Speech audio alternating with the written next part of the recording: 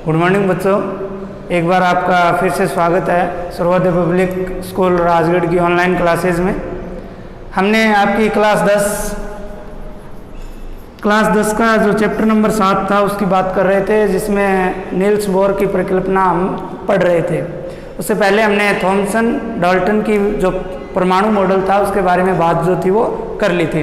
अब हम बात करेंगे नील्स बोर मॉडल की अधिकृतियाँ जो थी वो मैंने आपको बता दी थी, उसके गुण जो थे वो मैंने आपको बता दिए थे। अब जो हम बात करेंगे इस मॉडल की कमियों की बात करेंगे कि कमियां क्या होती हैं। ठीक है, नील्स बोर ने मॉडल के बारे में बहुत कुछ बताया, लेकिन उसमें 3 जो मुख्य कमियां रही वो कमियां भी बहुत ही इम्पोर्टेंट थी, अर्थात बहुत बड़ी कमियां थी। बात करते हैं सबसे पहले 1 नंबर की। तो 1 नंबर कमी जो थी वो थी कि अधिक इलेक्ट्रॉन वाले परमाणु प्रतिरूप को नील्स बोर जो है वो स्पष्ट नहीं कर पाया। किसको? अधिक इलेक्ट्रॉन वाले परमाणु जो थे उनका जो प्रतिरूप होता है, जो उनकी संरचना होती है, उसको नील्स बोर जो है वो क्या नहीं कर पाया, स्पष्ट नहीं कर सका। ये इनकी एक मुख्य कमी थी। 2 नंबर अगर हम बात करें तो देखो, रेखिक स्पेक्ट्रम जो होता है, रेखिक स्पेक्ट्रम जब बनता है परमाणु के अंदर तो उसको भी नील्स बोर जो है वो स्पष्ट नहीं कर पाया। ये भी एक महत्वपूर्ण बात है। ठीक है, 3 नंबर जो कमी थी वो ये थी कि परमाणु द्वारा रासायनिक बंध बनाकर अणु बनाने की जो प्रोसेस होती है, किसके द्वारा? परमाणु द्वारा। मान लीजिए एक परमाणु है, ये दूसरा परमाणु है, ये तीसरा परमाणु, ये परमाणु मिलकर और केमिकल बॉन्ड द्वारा, किसके द्वारा? केमिकल बॉन्ड द्वारा या रासायनिक बंध द्वारा क्या करते हैं, अणु बनाते हैं। अणु बनाने की प्रक्रिया रहती है, ठीक है ना। तो इसको भी क्या है, स्पष्ट नहीं कर पाया। नील्स बोर जो है वो इसको भी स्पष्ट नहीं कर पाया कि परमाणु मिलकर जो रासायनिक बंध द्वारा अणु बनाने की प्रोसेस होती है उसको नील्स बोर जो है वो स्पष्ट नहीं कर पाया। ओके, ये तो थी नील्स बोर मॉडल की कमी। इसके बाद अगर हम बात करें आगे, तो अगला टॉपिक आपका रहेगा वर्गीकरण की आवश्यकता। कौन सा टॉपिक है? वर्गीकरण की आवश्यकता। वर्गीकरण की आवश्यकता क्यों पड़ी? तत्वों का वर्गीकरण किया गया और उन तत्वों के वर्गीकरण की आवश्यकता वैज्ञानिकों को क्यों पड़ी, उन सब की हम लोग बात जो है वो करेंगे। देखिए, वर्गीकरण की आवश्यकता सन 1800 तक अगर हम बात करें तो 31 तत्व ज्ञात थे। कितने तत्व ज्ञात थे? 31 तत्व। जैसा कि आपको दिख रहे हैं 31 तत्व सन 1800 तक क्या थे? ज्ञात थे। इसके बाद में अगर हम बात करें सन 1865 की, कब की बात करते हैं? सन 1865 की बात करते हैं। तो सन 1865 में 63 तत्व ज्ञात थे। और आज अगर प्रेजेंट टाइम में अगर बात करें तो IUPAC के अनुसार international union pure applied chemistry, international union and pure and applied chemistry, IUPAC की फुल फॉर्म, इनके अनुसार आज वर्तमान में 118 तत्व हैं। वर्तमान में कितने तत्व हैं? 118 तत्व हैं। ठीक है, इसके बाद इन 118 तत्वों में अगर हम लोग बात करते हैं तो इनमें कुछ मानव निर्मित भी हैं। इनमें क्या है? कुछ मानव निर्मित भी हैं। ठीक है, मानव निर्मित का मतलब क्या होता है? मानव द्वारा बनाए हुए भी इन 118 तत्वों में ही शामिल हैं। इसके बाद मैं आपको बताता हूँ, वैज्ञानिकों ने अब वर्गीकरण की आवश्यकता टॉपिक का नाम है। तो ये 118 तत्व हैं, इन सब की कार्यविधि, संरचना, इनका व्यवहार, भौतिक और रासायनिक, सब इनकी जो क्रियाविधि है वो अलग अलग होती है, इसलिए इनको 118 हैं, अलग अलग हैं। तो उसके आधार पर इनका अध्ययन करना जो था वो बहुत कठिन था। अध्ययन करना क्या था? बहुत कठिन था। इसके लिए किसकी आवश्यकता पड़ी? वर्गीकरण की आवश्यकता। तो वैज्ञानिकों ने इसको क्या किया, एक व्यवस्थित रूप से, एक क्रम से व्यवस्थित रूप से क्या किया, इनका जो है क्रम बनाया और इनका अध्ययन किया, जिससे क्या हुआ, इन तत्वों के जो वर्गीकरण थी उनका अध्ययन जो है वो क्या हो गया, सरल, सुगम हो गया। आसानी से उनका हम क्या कर सकते हैं, अध्ययन जो है वो कर सकते हैं। इसके बाद में प्यारे बच्चों, वर्गीकरण की बात करते हैं, क्लासिफिकेशन की बात करते हैं। क्लासिफिकेशन या वर्गीकरण तो वर्गीकरण के बारे में अगर हम बात करें, सर्वप्रथम एक वैज्ञानिक था जिसका नाम था डोब्राइनर। क्या नाम था? डोब्राइनर। तत्वों के वर्गीकरण से संबंधित अगर सबसे पहले वैज्ञानिक का नाम लिया जाए तो वो कौन सा वैज्ञानिक था? डोब्राइनर। ठीक है, कौन सा वैज्ञानिक था? डोब्राइनर। इन्होंने 1829 के अंदर जो 118 तत्व हैं उनमें इन्होंने क्या प्रयास किया? डोब्राइनर ने इन्होंने 3-3 तत्वों के समूह बनाए। कितने तत्वों के? 3-3 तत्वों के समूह बनाए। और इन तीनों तत्वों के जो समूह है, भाई 3 तत्व हैं, जैसे मान लीजिए फॉर एग्जाम्पल अगर हम लोग बात करें,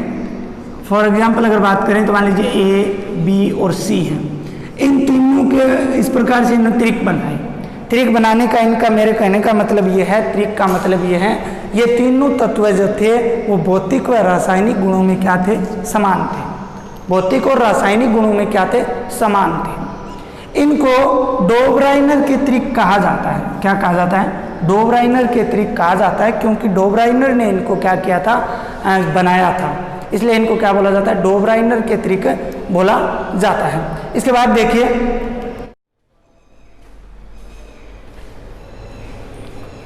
डोब्राइनर के त्रिक जो थे उनकी हम अगर बात करें, 3 त्रिक डोब्राइनर ने दिए थे। तीनों त्रिक की अगर हम बात करते हैं तो देखिए, एक तो जैसे आपको यहाँ पे दिखाई दे रहा है डोब्राइनर के त्रिक मैंने लिखा है। ठीक है, ये 3 ही त्रिक बना पाए थे। Li, लिथियम, सोडियम और पोटेशियम। लिथियम का परमाणु भार कितना है? 7, सोडियम का 23 और पोटेशियम का कितना होता है? 9। इसी प्रकार तत्व है कैल्शियम और Sr और Ba। ठीक है, ये कैल्शियम का कितना? 40, Sr का कितना? 88 और Ba का कितना? 137। इसी प्रकार तीसरा जो था Cl, Br और I। ठीक है, क्लोरीन, ब्रोमीन और आयोडीन। क्लोरीन का परमाणु भार 35, ब्रोमीन का 80 और आयोडीन का कितना होता है? 127। तो इस प्रकार से डोब्राइनर के त्रिक जो थे वो 3 त्रिक उन्होंने बनाया था, लेकिन 3 के अलावा वो आगे कोई भी त्रिक नहीं बना पाए थे। तो डोब्राइनर के त्रिक कितने हैं? 3 ही हैं। 3 ये डोब्राइनर के त्रिक क्यों बोला जाता है? इसलिए नहीं बोला जाता कि 3 ही बने थे, इसलिए बोला जाता है कि इनके त्रिक में कितने तत्वों के समूह हैं? कितने तत्वों के समूह हैं? 3 तत्वों के। ठीक है ना, 1 2 3, 1 2 3, 1 2 3, 3 तत्वों के समूह जो है वो इनके अंदर स्थित हैं, इसलिए इनको डोब्राइनर के त्रिक जो है वो बोला जाता है। इसके बाद में देखिए बच्चों, हम बात करते हैं आगे। एक वैज्ञानिक और आया रसायन विज्ञान से संबंधित रासायनिज्ञ, जिसका नाम था जॉन अलेक्जेंडर न्यूलैंड। क्या नाम था? जॉन अलेक्जेंडर न्यूलैंड नाम का वैज्ञानिक था। इन्होंने 1865 के अंदर 1865 में एक नियम दिया जिसे अष्टक का नियम कहा गया। क्या नियम दिया? जॉन अलेक्जेंडर न्यूलैंड ने 1865 में एक नियम दिया जिसे अष्टक का नियम कहा गया।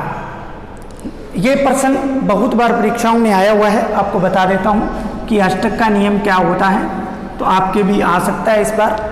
अष्टक का नियम जो है वो दिया था। देखिए, बात करते हैं अष्टक के नियम की कि न्यूलैंड ने क्या किया था। न्यूलैंड ने क्या किया? अष्टक के नियम के अनुसार आप समझ सकते हो कि अष्टक का नियम क्या होता है। तत्वों को बढ़ते हुए परमाणु भार के क्रम में व्यवस्थित किया जाए तो, न्यूलैंड का क्या कहना था? यदि तत्वों को बढ़ते परमाणु भार के क्रम में व्यवस्थित किया जाए तो उन्होंने क्या पाया कि 8वें तत्व के गुण जो हैं वो पहले तत्व के समान होते हैं।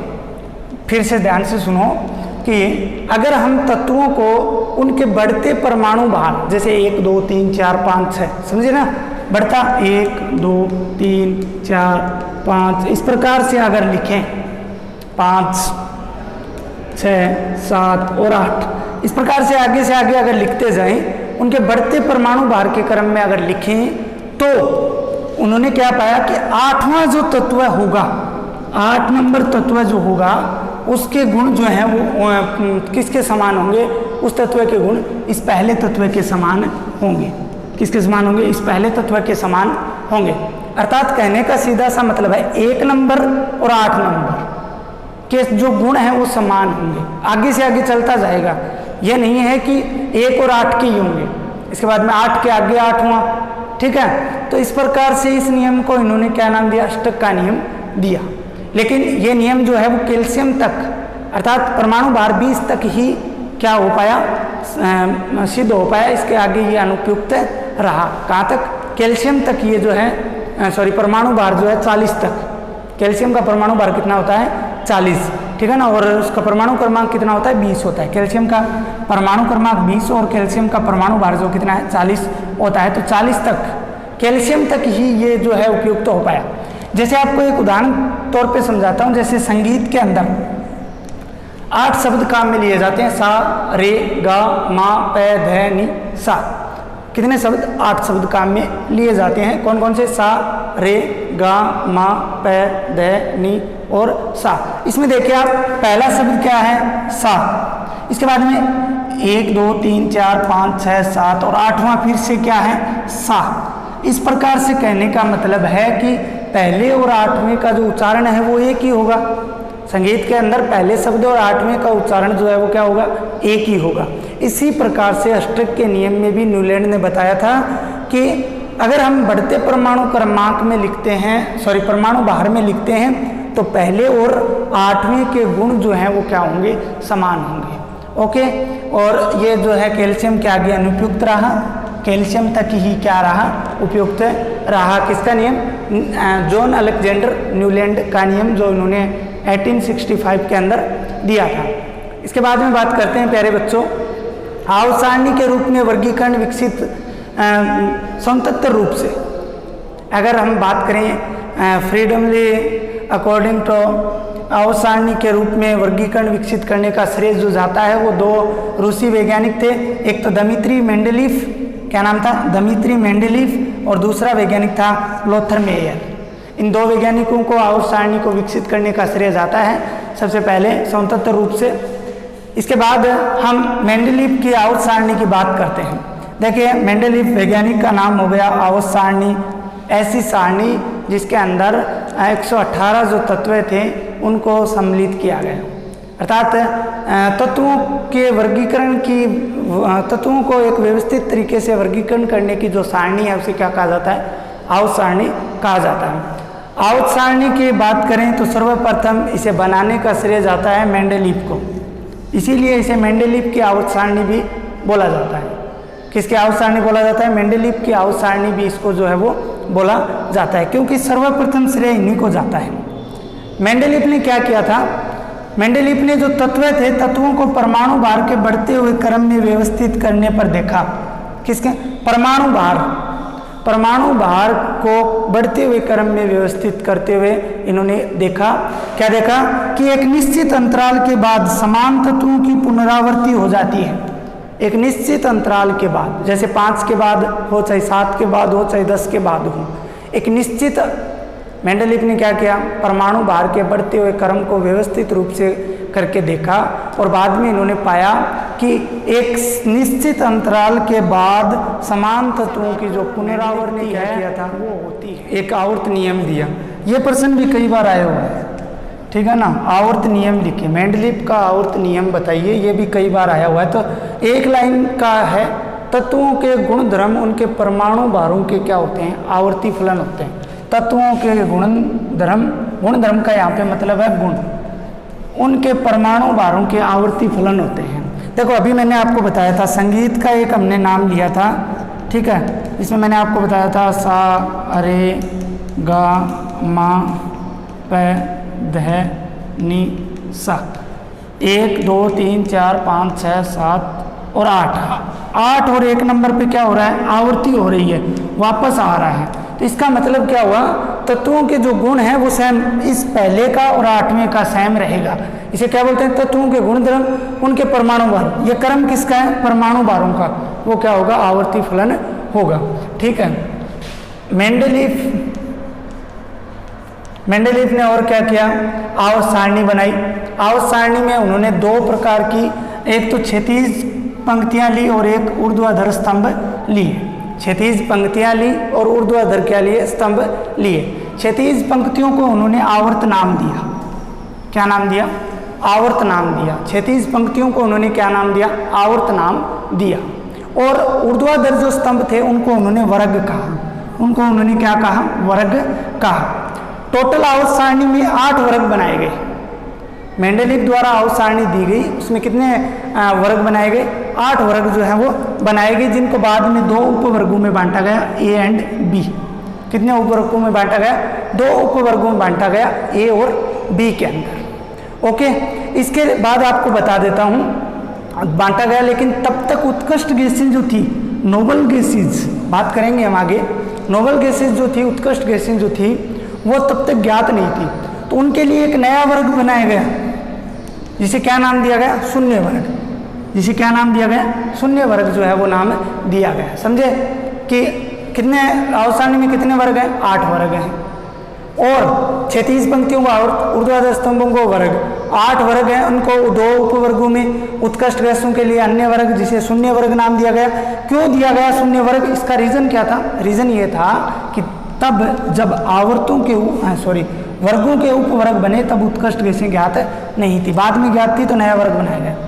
आवर्त सारणी में आवर्त जो हैं 36 पंक्तियां, वो कितने हैं? 6। इनको भी बाद में अनेक श्रेणियों के अंदर बांटा गया है।